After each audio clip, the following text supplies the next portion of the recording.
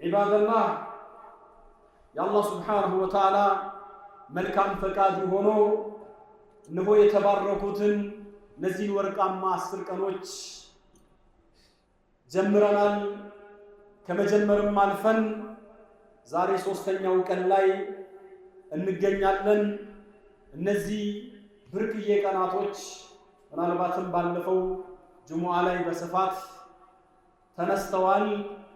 ለማስታወስ ያህል ነቢያችን ሰለላሁ ዐለይሂ ወሰለም በሐዲሳቸው እንደገለጹልን በእነዚህ በ10 ቀናቶች ውስጥ የሚሰራ ማንኛውም መልካም ስራ አላህ ዘንድ ሌላ ጊዜ ከሚሰሩ ስራዎች ሁሉ በላጭና እሱ ዘንድ እጅግ የተወደደ ነው ብለው ነቢዩ ሰለላሁ ዐለይሂ ወሰለም ተናግረዋል።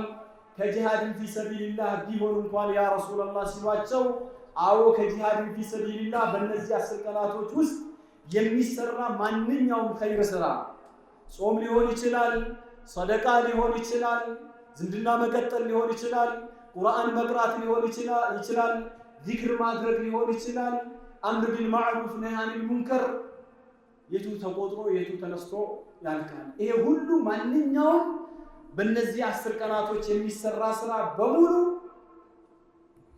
በሌላ ቀናቶች ከሚሰራ ስራ አላህ ዘንድ የበለጠና ተወዳጅ ነው ብለዋል።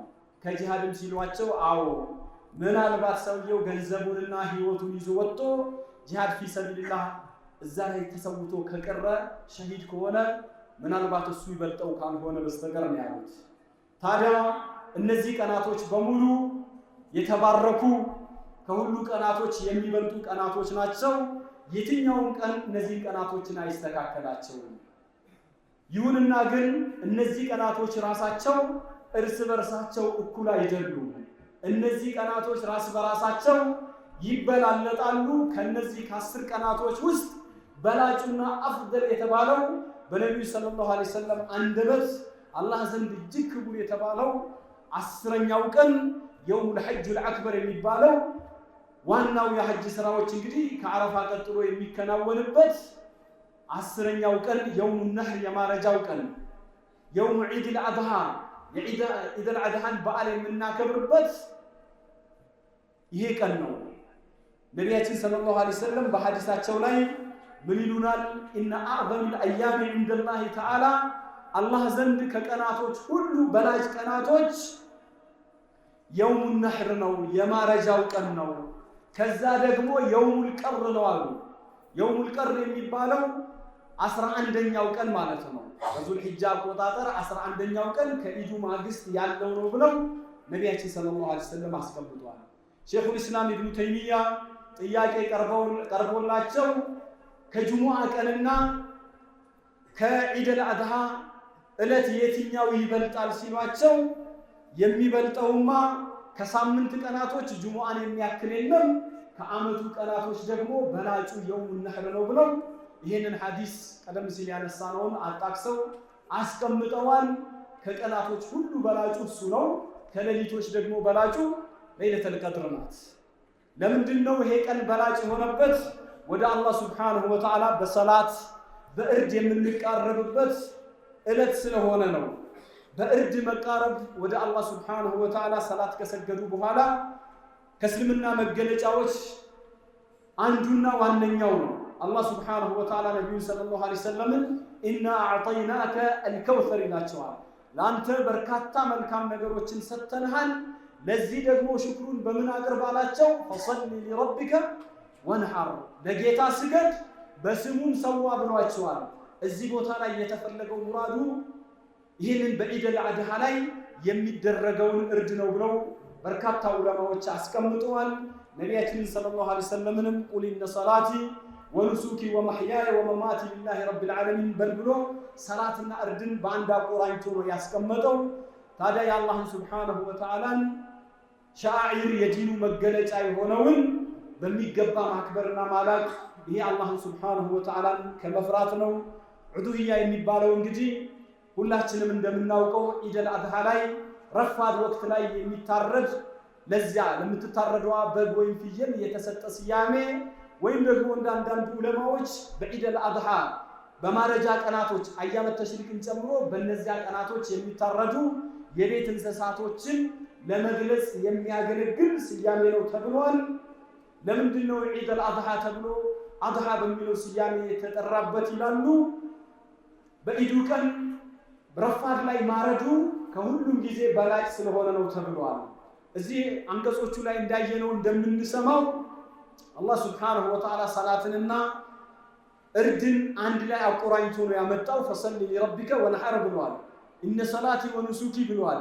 ይሄ በራሱ የሚያሳየን እርድ የሚባለው ነገር በሸሪዓችን ወደ አላህ ሱብሓነሁ ወተዓላ ከምንቃረብባቸው ኢባዳዎች አንዱ ልክ እንደ ሰላት እንደ ስጁድ ሁሉ ለአላህ ሱብሓነሁ ወተዓላ ሊደረግ የሚገባው ትልቅ ኢባዳ ነው። ከዚህ አኳያ እርድን ከአላህ ሱብሓነሁ ወተዓላ ውጭ ማድረግ ለመቃብሮች ሊሆን ይችላል፣ ለተለያዩ ለቆሌ ለአድባር ለተለያዩ ነገሮች ሊሆን ይችላል። ከዚህ አኳያ እርድ የሚባለውን ነገር ለአላህ ሱብሓነሁ ወተዓላ በማድረግ የምንቃረብበት ነው። ምናልባት ያው ዝናቡ ብዙ ሰው ውጭ ስላለ አጠር ለማድረግ እሞክራለሁኝ። ኡድሂያ እንግዲህ ወደ አላህ ሱብሓነሁ ወተዓላ የምንቃረብበት ትልቅ ኢባዳ ነው። ይሄን ኡድሂያ የአባታችን የኢብራሂም ዓለይሂ ሰላም ሱና ነው። ሰሃቦች ነብዩ ሰለላሁ ዐለይሂ ወሰለም ሲጠይቋቸው ስለምንድን ነው ይሄን የምናረደው ሲሏቸው ይሄ የአባታችሁ የኢብራሂም ሱና ነው። ምን እናገኝበታለን ሲሏቸው በእያንዳንዱ ጸጉር ሐሰና ታገኙበታላችሁ። የበግ ሱፍ ሲሏቸው በዛም ቢሆን በእያንዳንዱ የበግ ሱፍ በሱም ሐሰና ይጻፍላቸዋል ብለው የተናገሩባቸው ሐዲሶች እንዳሉ ይነገራል። እንደዚሁም በኢድ ቀን የሰው ልጅ ከሚሰራቸው ስራዎች ሁሉ እርድ እንደማረድ ደም እንደማፍሰስ ያለ በጭራሽ ምንም ነገር የለም ብለው ነቢያችን ተናግረዋል። የቂያም ቀን ከነቀንዷ ከነሰቆናዋ ከነጸጉሯ አላህ ሱብሓነሁ ወተዓላ ዘንድ ለሰውየው በምንዳነት ይቀርብለታል። ገና ስታርዱ ደሙ መሬት ጠብ ሳይል አጅሩ አላህ ዘንድ ይመዘገባል ብለዋል። ይሄ ኡድሂያ የሚባለው ታሪካዊ ዳራውን ስናይ ወደ ኢብራሂም ዓለይሂ ሰላም ወደ እስማኤል ወደ ልጃቸው ታሪክ ነው የሚወስደን። ኢብራሂም አላህ በስተርጅና ልጅ እስማኤልን ሲሰጣቸው በስተርጅና ሰዓት ላይ ልጅን ረዳላቸው። እሳቸው ኸሊሉላህ ናቸው፣ ግን ሊሞክራቸው ቀልባቸው ወደ ልጃቸው ሲዘነበል እስቲ ይሄ ሰውዬ ከኔና ከልጁ ማንን ያበልጣል ብሎ ሊሞክራቸው አላህ ሱብሓነሁ ወተዓላ አዘዛቸው። ከዛ በኋላ አባት በመናሜ አንተን ሳርዳ አያለው ልጅ ሆይ አሉት። ከዛ አባቴ ሆይ የታዘዝከውን ስራ ብሎ እስማኤል ፈቃደኛ ሆነ። ሁለቱም ለአላህ እጅ ሰጥተው ልጃቸውን እስማኤልን ሊያርዱት በጎኑ በግንባሩ ጎን ካጋደሙት በኋላ ቢላውን አንገቱ ላይ አሳርፈው ሲገዘግዙት ቢላ በጭራሽ አልቆርጥም ያለችበት ትልቅ ታሪካዊ ክስተት ነው የተከሰተውና ፈለማ አስለማ ወተለሁ ሊልጀቢን ወናደይናሁ አያ ኢብራሂም ሆይ ብለን ጠራ ነው። ቀድ ሰደቅተ ሩእያ ህልምህን አድርገሃል፣ ልጅህን እንድታጣ አንሻም። እነ ሃዛ ለሁወል በላኡል ሙቢን ይሄ ግልጽ ፈተና ነው ብለን ወፈደይናሁ ቢዝቢን ዐዚም በትልቅ ፍሬዳ ተበጀነው ብሎ አላህ ሱብሓነሁ ወተዓላ ለኢብራሂም ዓለይሂ ሰላም ከጀነት ሙክት አምጥቶ በእስማኤል ፈንታ እንዲታረድ ያደረገበት ታሪካዊ ክስተት ነው። ከዚያም ባሻገር ደግሞ ይሄ ኢድ አልአድሃ ከሚስጥሮቹ አንዱ አላህ ሱብሓነሁ ወተዓላ የቤት እንስሳቶችን ለእኛ ስላገራልን አላህን ሱብሓነሁ ወተዓላ የምናሸክርበት ምስጋና የምንገልጽበት ዕለት ነው። ከዚያም አልፎ አላህ ዓመቱን ስላደረሰን አላህን በሌላው መልኩ የምናመሰግንበት ሂደት ነው። በአጠቃላይ እዚህ ቦታ ላይ ኡድሂያ የሚባለው ባዕዱ ዑለማ ገንዘብ ያለው አቅም ያለው ሰው ላይ ሁሉ ዋጅብ ነው ብለዋል። ነገር ግን ጅምሁሩ ዑለማ ሱና ሙአከዳ ነው መቅረት የለበትም የሚለውን አጽድቀው ሂደዋል። ነቢያችንም ሰለላሁ ዐለይሂ ወሰለም ገንዘብ ሀብት ያለው ያላረደ ሰው መስገጃ ቦታችን ላይ እንዳይቀርብ ብለው አንስተዋል። አንድ ሙስሊም የሆነ ሰው ስለ ራሱ ስለ ቤተሰቦቹ ብሎ እያንዳንዱ አቅም ያለው ሙስሊም አንድ በግ ወይም አንድ ፍየል ሽሩጡን አሟልቶ ወይም አንድ በሬ ወይም አንድ ግመል ለሰባት ማረድ የሚችሉበት ሁኔታ ነው ያለው። ሽሩጡ አንደኛው እድሜውና ሁለተኛ ጤናው ግምት ውስጥ መግባት አለበት። እድሜው ቢያንስ በሬ ከሆነ 2 ዓመት ጨርሶ 3ኛ ዓመት የጀመረ መሆን አለበት። ከብት ከሆነ ወንድም ሊሆን ይችላል ሴት። እንደዚሁም ደግሞ ፍየል ከሆነ 1 ዓመት ጨርሶ 2ኛ ዓመት የጀመረ መሆን አለበት። በግ ከሆነ ወደ ከ6 ወር ያለፈ መሆን አለበት። ግመል ከሆነ 4 ጨርሶ 5ኛ ዓመት የሞላው መሆን አለበት። ይህን ሸርጥ ካላሟላ ማረድ አይቻልም። ከዛ በተረፈ ደግሞ ነቢያችን ሰለላሁ ዐለይሂ ወሰለም አንድ አይኑ የጠፋ አይኑ መጥፋቱ በጉን የታወቀ ከሆነ ይሄን ለኡድሂያ ያብቃቃም ብሏል። በሽተኛም ደግሞ የሆነ ከብት ሊሆን ይችላል፣ ግመልም ይሁን ፍየልም በግም ይሁን እነዚህ ማረድ አይቻልም ብሏል። አንካሳነቷ በጉን እየታወቀ ከሆነ ይሄን ክልክል ነው ብሏል። ከሲር ብሏል። ከሲር ሁለት ትርጉም አለው። እግሩ የተሰበረ ወይም እጇ የተሰበረ ሊሆን ይችላል። ይሄም አይሆንም። ወይም ከሲር የጉፋያ የከሳች ከሆነችና መቅኔ የሌላት ይሄም አይታረድም ብለው ነቢያችን ሰለላሁ ዐለይሂ ወሰለም አስቀምጠዋል። በአጠቃላይ ሹሩጡን ያሟላ ከሆነ ማረዱ እንግዲህ አቅም ለፈቀደ ሰው የነብዩ ሰለላሁ ዐለይሂ ወሰለም የኢብራሂም ዐለይሂ ሰላም ሱና ነው። አቁሉ ቀውሊ ሃዛ ወአስተግፊሩላህ ሊ ወለኩም ወሊሳኢሪል ሙስሊሚን ሚን ኩሊ ዘንቢን ወኸጢአ ፈስተግፊሩሁ ወቱቡ ኢለይህ ኢነሁ ሁወል ገፉሩር ረሒም።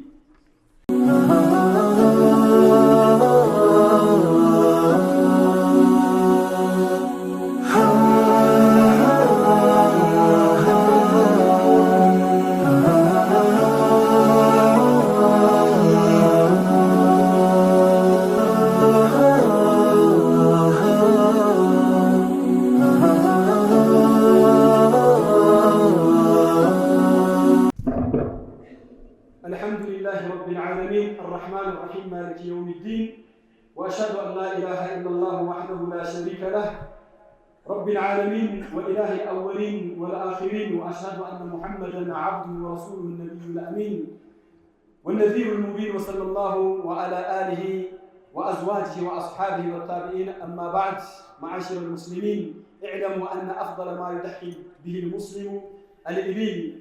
عباد الله أن مسلم بجوار الله سبحانه وتعالى لبقى ربنا بإتقن كم يرداتشو اردوش بلاجو بألتو كتساكالت جمل بيارد أفضل نو تبنوان بلاجو كالونا دقمو مكوت نو يالو عالو ሌሎች ደግሞ የለም ሙክትም ሊሆን ይችላል ግመልም ሊሆን ይችላል ብቻ በጣም የሰባ ብዙ ስጋ ያለው ሲታይ ደስ የሚል ለአይን የሚስብና ዋጋውም ውድ የሆነ ነገር ማረዱ ነው የሚበልጠው ብሎ አስቀምጧል። ሙስሊም የሆነ ሰው ለአላህ Subhanahu Wa Ta'ala የሚያቀርበው የተሻለውና ምርጥ የሚባለው ሊሆን ይገባል። ምክንያቱም ነብዩ ሰለላሁ ዐለይሂ ወሰለም ሲያርዱ በጣም ደስ የሚል በግ መርጠው ነጭ የሆነ ምናልባት አይኑ አካባቢ እግሮቹ አካባቢ ጥቋቁር ያለበት በደንብ የሰባ ሙክት እንደሆነ እናታችን አይሻ ረዲየላሁ ዐንሃ ገልጸውልናልና ይሄንን ማድረጉ የተሻለው ነገር ወደ አላህ Subhanahu Wa Ta'ala ማቅረቡ በላጭ ነው። ከዚያ ባሻገር ኡድሂያ የሚያርድ ሰው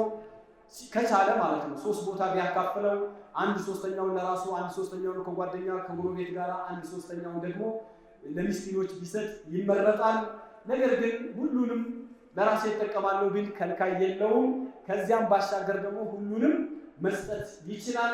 የራሱን ኡድሂያ በወኪል ከሚያሳርድ ራሱ ቢያርደው ወንድም ይሁን ሴትም ብትሆን ራሳቸው ቢያርዱት ይመረጣል። አቡ ሙሳ አልአሽዓሪ ረዲየላሁ ዐንሁ በአንድ ወቅት ላይ ሴት ልጆቹ ኡድሂያ ገንዘብ ነበራቸውና ሊያርዱ ለይተው ሲያቀርቡ ራሳቸው ረዱ ብሎ ቢላ አስይዞ ያሳርዳቸው እንደነበር የሚያሳይ ታሪክ አለና ሴቶቻችንም ቢሆን መፍራት አይገባም።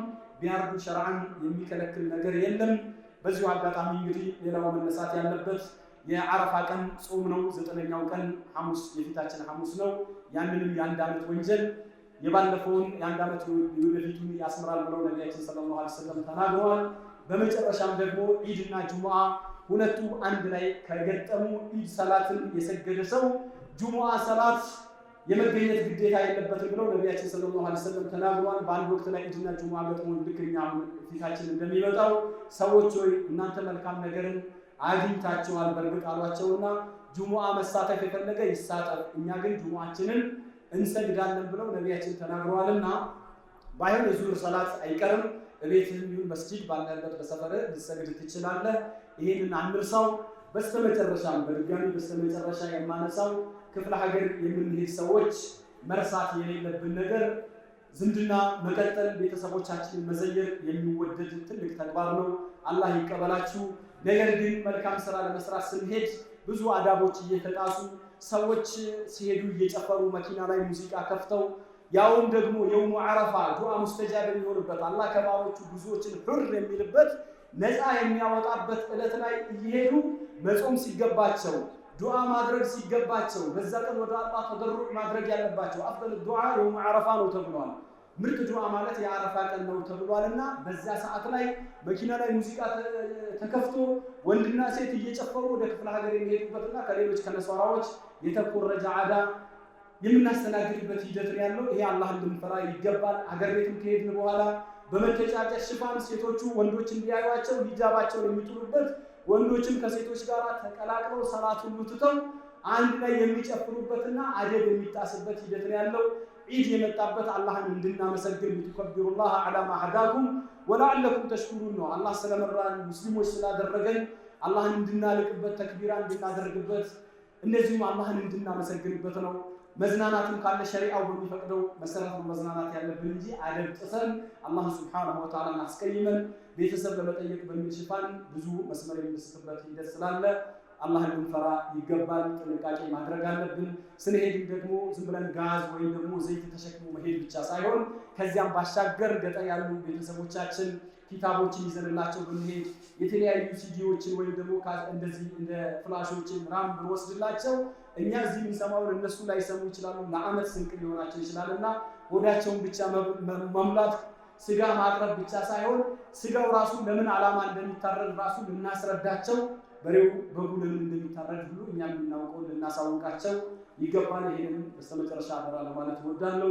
አላ ሰሉ ወሰሊሙ ዐላ البشير النذير والسراج المنير كما أمركم في كتاب مبين حيث يقول إن الله وملائكته يصلون على النبي يا أيها الذين آمنوا صلوا عليه وسلموا تسليما اللهم صل على محمد وعلى آل محمد كما صليت على إبراهيم وعلى آل إبراهيم إنك حميد مجيد وارض اللهم عن الخلفاء الأربعة أبي بكر وعمر وعثمان وعلي ذوي العدل والوفاء وعن بقية الصحابة أجمعين وأنا معهم بمنك وكرمك يا أكرم الأكرمين ربنا آتنا في الدنيا حسنة وفي الآخرة حسنة وقنا عذاب النار اللهم تقبل منا صالح أعمالنا اللهم اغفر لنا ذنوبنا وإسرافنا في أمرنا وثبت أقدامنا وانصرنا على القوم الكافرين اللهم وفقنا لما تحب وترضى اللهم لا تؤاخذنا إن نسينا وأخطأنا اللهم اعف عنا واغفر لنا وارحمنا يا رب العالمين عباد الله إن الله يأمر بالعدل والإحسان وإيتاء ذي القربى وينهى عن الفحشاء والمنكر والبغي يعظكم لعلكم تذكرون سبحان ربك رب العزة عما يصفون وسلام على المرسلين والحمد لله رب العالمين.